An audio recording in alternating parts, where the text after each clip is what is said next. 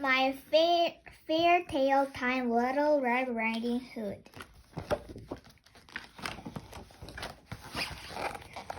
Little Red Riding Hood lived in a cottage by a wood. One day her mother said, "Your grandma is ill. Please take this basket of cakes and fruit to her." So Little Red Riding Hood set off with the basket, wearing her red cap. "Don't talk to strangers, especially not to wolves," her mother called. "Bye, Mom." Little Red Riding Hood walked through the wood. The trees were tall and made scary shadows. Suddenly a wolf jumped out. "Hello," growled the wolf. "Where are you going?" "I'm taking some cakes and fruit to my grandma and Little Red Riding Hood." "What a sweet child you are," said the wolf. Why not pick your grandma some flowers too?" With that, the big bad wolf ran off, leaving Little Red Riding Hood happily picking flowers. Little did she know the wolf had raced ahead to Grandma's house. Knock. When he arrived, the wolf knocked softly on the door. "Let me in, Grandma," he called. "I've brought you some cakes and fruit." "It's me, Grandma."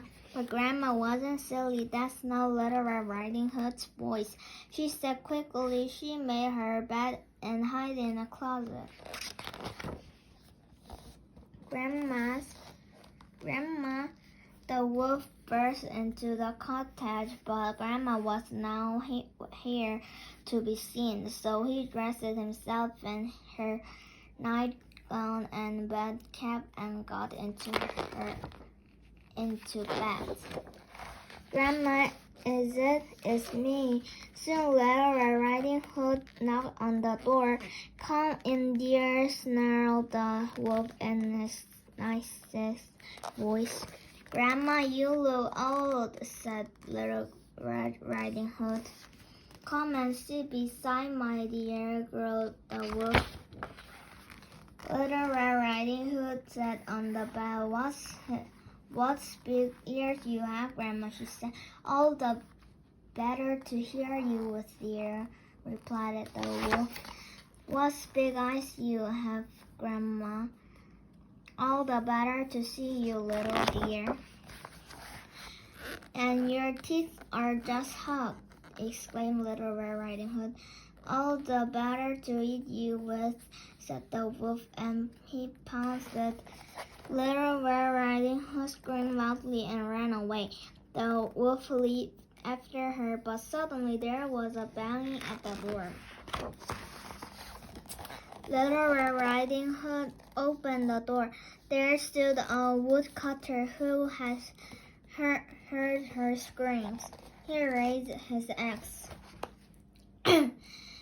With a howl of fear, the big bad wolf dashed past the woodcutter out of the cottage and away into the forest.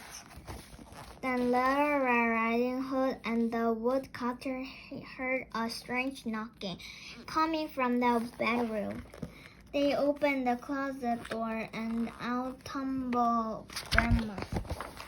"This is a cause for celebration," exclaimed Grandma, so she led the table, and they all sat down to tea and cakes. Yummy. Yummy. Never again did Little Red Riding Hood talk to strangers. As for the wolf, he kept well away from little girls, exceptly those wearing red caps.